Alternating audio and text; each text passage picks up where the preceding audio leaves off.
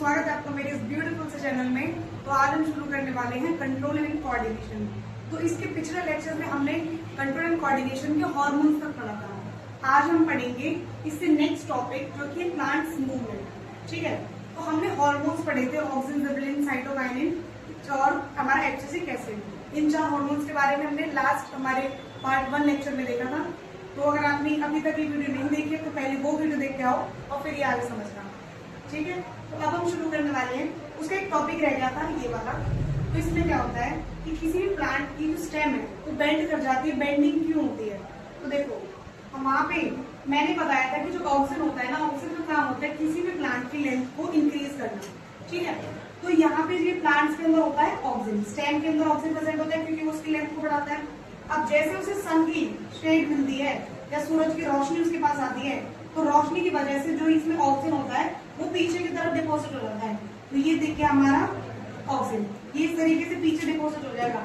अब जिधर की साइड ऑक्सीजन डिपॉजिट रहेगा तो वो वाली जो साइड है वो जल्दी ग्रो करेगी। उसकी वजह से जो ये वाली साइड है वो जल्दी ग्रो करती है और जो नीचे वाली साइड है ये नहीं ग्रो कर पाती। और तो क्या होता है, एंड में आकर जो हमारा प्लांट है वो बेंड हो जाएगा। एग्जाम्पल के लिए ये एक प्लांट है और यहाँ से सन आ रहा है। सन की लाइट की वजह से जितना भी ऑक्सीजन था वो पीछे जमा हो गया।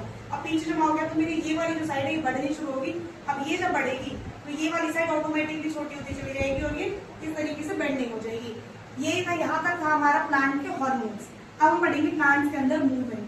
देखो, प्लांट्स के अंदर 2 तरीके की मूवमेंट्स होती है। एक होती है ट्रॉपिक मूवमेंट्स और एक होती है हमारी नेस्टिक मूवमेंट्स।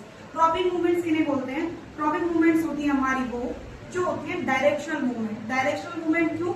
यानी कि जिस डायरेक्शन से सिग्नल मिल रहा है, जिस डायरेक्शन से स्टिमुलस मिल रहा है, अगर उसी डायरेक्शन में प्लांट रिस्पॉन्स करे या ग्रोथ करे तो उस तरीके की मूवमेंट को बोलते हैं ट्रॉपिक मूवमेंट। और अगर जिस डायरेक्शन से सिग्नल मिल रहा है उसमें डायरेक्शन है ही नहीं, नेस्टिक मूवमेंट किसे बोलते हैं? जो डायरेक्शन लेस है, जिसके अंदर डायरेक्शन ही नहीं है, यानी कि प्लांट रिस्पॉन्स करेगा पर उस डायरेक्शन में नहीं करेगा जिस डायरेक्शन से सिग्नल मिल रहा होगा। तो जब प्लांट उसी डायरेक्शन में रिस्पॉन्स करे या उसी डायरेक्शन में ग्रोथ करे जिस डायरेक्शन से स्टिमुलस मिल रहा है तो वो होती है ट्रॉपिक मूवमेंट। और जब वो उस डायरेक्शन में रिस्पॉन्स ना करे जहां से सिग्नल मिल रहा है तो उस तरीके की मूवमेंट को हम बोलते हैं नेस्टिक मूवमेंट। ट्रॉपिक मूवमेंट को on the basis of stimuli. Stimuli क्या होता है? एक्सटर्नल एनवायरनमेंट, बाहर से हमें कोई भी सिग्नल मिल रहा होता है उसको क्या बोलते हैं? स्टिमुलस। जैसे कि मैंने अपने आप को थप्पड़ मारा तो ये थप्पड़ मेरे लिए एक स्टिमुलस है। मुझे गर्मी लग रही है तो हीट मेरे लिए एक स्टिमुलस है। मुझे ठंड लग रही है तो बाहर का जो टेम्परेचर है, ठंड है, वो मेरे लिए एक स्टिमुलस है जिसके प्रति मेरी बॉडी रिस्पॉन्स करती है। जब मुझे गर्मी लगती है तो मेरी बॉडी पसीना रिलीज करती है। वो जो स्वेटिंग है, वो जो पसीना है, वो हमारी बॉडी का रिस्पॉन्स है उस हीट के लिए। ठीक है, अब on the basis of stimulus, stimulus के बेस पे 5 तरीके से मैंने ट्रॉपिज्म को डिवाइड किया है। Phototropism, geotropism, chemotropism, hydrotropism and thigmotropism. Phototropism क्या होता है? फोटोट्रॉपिज्म होता है जब हमारा स्टिमुलस होगा सनलाइट, यानी कि प्लांट जब ग्रो करे या रिस्पॉन्स करे सनलाइट की डायरेक्शन में, जिस डायरेक्शन से सनलाइट आ रही है, जब प्लांट उसी डायरेक्शन में ग्रो करता है उस तरीके की मूवमेंट को या उस तरीके के मूवमेंट को क्या बोलते हैं? Phototropic movement. ठीक है, उस एक्शन को हम बोलेंगे फोटोट्रॉपिज्म। उसका एग्जांपल है सनफ्लावर। कैसे कि सनफ्लावर होता है ना, अगर हमारा सन ईस्ट से वेस्ट में छिपता है तो जो सनफ्लावर होता है उसकी मुंडी भी ईस्ट से वेस्ट की तरफ ही जाती है। जिस डायरेक्शन में सन जाता जाएगा वो इस तरीके से सन के साथ साथ घूमता रहेगा, यानी कि वो सन की तरफ रिस्पॉन्स कर रहा है। नेक्स्ट है हमारा जियोट्रॉपिज्म। जियोट्रॉपिज्म होता है जब हमारा प्लांट ग्रेविटी की तरफ रिस्पॉन्स करे। जियो मतलब होता है ग्रेविटी, तो इसमें स्टिमुलस हो गया ग्रेविटी। जब हमारा प्लांट ग्रेविटी की तरफ रिस्पॉन्स करता है तो उसे हम बोलते हैं जियोट्रॉपिज्म। कैसे? हमारे प्लांट की रूट्स हमेशा रूट्स नीचे की तरफ ही ग्रो करती है। क्यों? क्योंकि वो ग्रेविटी की तरफ ग्रो कर रही है। ग्रेविटी उनके लिए क्या है? वो सिग्नल है, वो एक स्टिमुलस है जिसकी तरफ वो रिस्पॉन्स करके दिखा रही है। नेक्स्ट हमारे पास कीमोट्रॉपिज्म।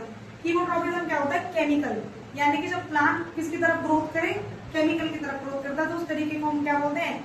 उस तरीके की मूवमेंट को बोलते हैं कीमोट्रॉपिक मूवमेंट। एग्जाम्पल के लिए क्या है कि जब इसका एग्जाम्पल है ग्रोथ ऑफ पोलन ट्यूब, यानी कि फ्लावर के अंदर जो हमारे पोलन ग्रेन्स है, जब पोलन ग्रेन्स स्टिग्मा के ऊपर आगे गिरते हैं तो पोलन ग्रेन से पोलन ट्यूब निकलती है, वो ओव्यूल में जाके रुकती है और वहां से पोलन ट्यूब बनती इसलिए ताकि पोलन ग्रेन ओव्यूल में पहुंच जाए। तो कीमोट्रॉपिज्म अगर आपसे पूछा जाए तो आपको बस इतना बताना है कि कीमोट्रॉपिज्म क्या होता है। कीमोट्रॉपिज्म है प्लांट के पार्ट की ग्रोथ या प्लांट की ग्रोथ या उसका रिस्पॉन्स किसकी? केमिकल स्टिमुलस की तरफ। या केमिकल की तरफ, तो उसे हम बोलते हैं कीमोट्रॉपिज्म। एग्जाम्पल के लिए इसका एग्जाम्पल लगोगे आप, पोलन ट्यूब की ग्रोथ ओव्यूल की तरफ, यानी कि फ्लावर के अंदर जो पोलन ट्यूब की ग्रोथ होती है ओव्यूल में जाने के लिए, उसे वो एग्जाम्पल हमारा कीमोट्रॉपिज्म का। नेक्स्ट है हमारा हाइड्रोट्रॉपिज्म। हाइड्रोट्रॉपिज्म क्या होता है कि जब हमारा प्लांट पानी की तरफ रिस्पॉन्स दिखाता है, जब उसको स्टिमुलस क्या मिलेगा, पानी, जब वो पानी की तरफ रिस्पॉन्स दिखाए या ग्रोथ दिखाए तो उसे हम बोलते हैं हाइड्रोट्रॉपिज्म। एग्जाम्पल के लिए हमारी रूट्स। तो इसी चीज को प्रूव करने के लिए एक एक्सपेरिमेंट किया गया था। उसमें क्या किया कि यहाँ पे एक हमने पौधा लिया और साथ में हमने मिट्टी के बर्तन में पानी रख दिया। जब यहाँ पे पानी रखा, इसको हम पानी नहीं दे रहे हैं पौधे को, हमने सिर्फ मिट्टी के बर्तन में पानी रखा है, तो क्या हुआ, इसको जब पानी नहीं मिला और इसने देखा आसपास में पानी है, मॉइस्चर की वजह से जब इसे इनकी रूट्स को पता चला कि भाई यहाँ पे मॉइस्चर है, तो पानी की कमी हो रही थी इन्हें, ये क्या पानी की तरफ बेंड कर गई। इस चीज को बताने के लिए ये हमें क्या बता रहा है, ये हमें बता रहा है कि जो रूट्स होती है ना, वो हमारे पास जियोट्रॉपिज्म भी दिखाती है और साथ साथ में हाइड्रोट्रॉपिज्म भी दिखाती है।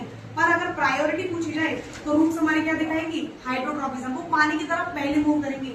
और वही इस एक्सपेरिमेंट में दिख गया है कि रूट्स जो है जब उनको पानी नहीं मिला तो जिधर पानी था वो उधर की तरफ ही मुड़ गई, यानी कि उन्होंने जियोट्रॉपिज्म को क्या कर दिया, छोड़ दिया, लेग कर दिया।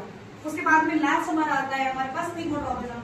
थिग्मोट्रॉपिज्म क्या होता है, थिग्मोट्रॉपिज्म होता है प्लांट की मूवमेंट या प्लांट की ग्रोथ किसी भी टच की तरफ। जो इसका एग्जांपल है बेल।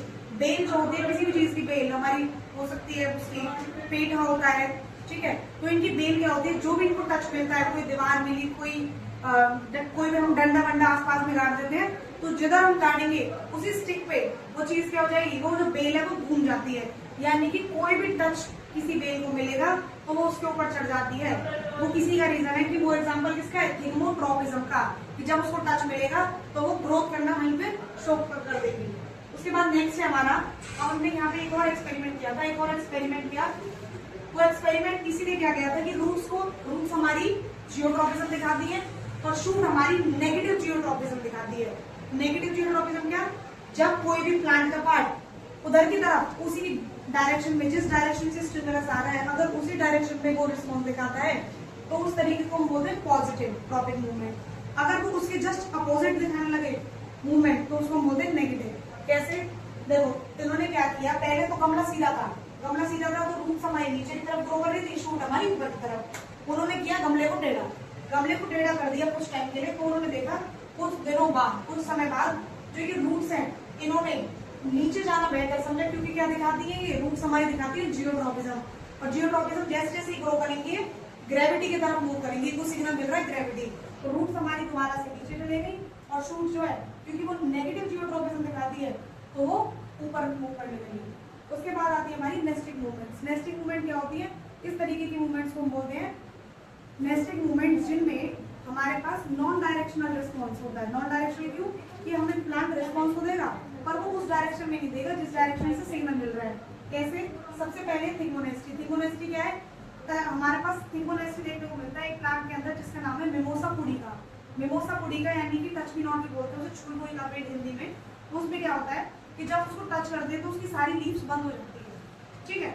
अब ऐसा नहीं है कि हमने जहां टच किया है तो उसकी वही लीफलेट बंद होगी, नहीं, हम कहीं पे भी उसको टच कर दें उसकी पूरी एक लीफ में बहुत छोटी छोटी सी पत्तियां और निकल रही होती है, आप किसी पत्ती को बंद कर दोगे पूरी पत्ती बंद ही होनी है। एक पत्ती को भी आप टच करोगे तो बाकी सारी भी अपने आप बंद हो जाएंगी। तो अगर वो डायरेक्शनल रिस्पॉन्स दिखाता तो वही पत्ती बंद होती है जिसका हमने टच किया है, पर ऐसा नहीं है, हम कहीं भी टच कर देंगे वो पूरी पत्ती बंद हो जाएगी, ठीक है। अगर वो डायरेक्शनल रिस्पॉन्स दिखाएगा तो वो उसी जगह वही पत्ती बंद होगी ना जिस पत्ती में हमने हाथ लगाया है, पर ऐसा नहीं है, हम कहीं पर भी हाथ लगाएं पूरी पत्ती में बाकी सारी छोटी छोटी पत्तियां भी बंद हो ही जाती हैं। ये हमारा नॉन डायरेक्शनल रिस्पॉन्स, ये प्लांट रिस्पॉन्स दिखाया पर उस डायरेक्शन में नहीं दिखाया, ठीक है। और ये बंद क्यों होती है, हमारी जो मिमोसा पुडिका है उसकी पत्तियां बंद क्यों होती है, क्यों, जब पानी उसमें टच करते हैं, जब हम टच करते हैं तो वहां पे क्या होता है, वहां से पानी क्या हो जाता है, वहां केमिकल सीक्रेट होता है, केमिकल सीक्रेट होने की वजह से पानी हो जाता है पूरा एब्जॉर्ब, और वहां का पानी एब्जॉर्ब होने की वजह से लीव्स क्या जाती है बंद। नेक्स्ट हमारा फोटोनेस्टी। फोटोनेस्टी में क्या होता है कि प्लांट हमारा सनलाइट की तरफ रिस्पॉन्स दिखाएगा पर उस डायरेक्शन में दिखाएगा। कहने का मतलब है कि हमारा सन चलता रहेगा पूरे दिन के टाइम। ठीक, ये इसका जो एग्जांपल है वो है डेंडेलियन। डेंडेलियन हमारा एक फ्लावर है, वो जब हमारे पास सनलाइट होती है तो वो खिलता है और सनलाइट नहीं होती रात के टाइम वो बंद हो जाता है, यानी कि वो सनलाइट को रिस्पॉन्स दिखा रहा है। पर वो सनफ्लावर की तरह, सनफ्लावर और सर है, मान लो ये सनफ्लावर है और ये उसका फूल है, तो सन अगर ईस्ट से वेस्ट में जा रहा है तो सनफ्लावर भी ईस्ट से वेस्ट में ही मूव कर जाएगा।